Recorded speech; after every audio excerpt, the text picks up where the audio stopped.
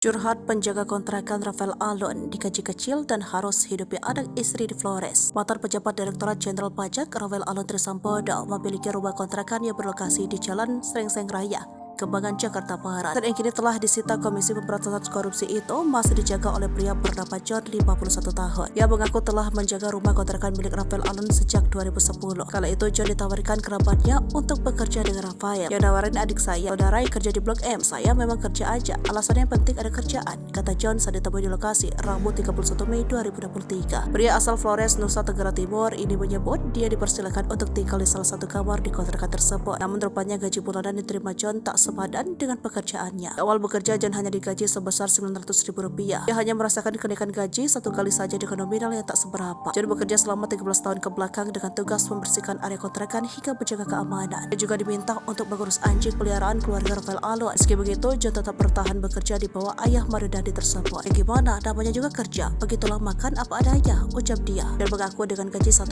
juta, dia harus menafkahi istri dan 5 anaknya di Flores. Hasil, dia harus memutar otak untuk mengatur keuangan agar bisa menghidupi keluarganya di kampung dan dirinya sendiri di ibu kota. Adapun Rafael Alun memiliki 21 kamar kontrakan yang berlokasi di Jakarta Barat. Dari total itu, kini 9 kamar masih ditempati oleh penyewa meski aset tersebut telah disita Komisi Pemberantasan Korupsi. Namun berdasarkan pantauan Kompas.com belum ada pelang penyitaan yang dipasang oleh KPK di rumah kontrakan tersebut.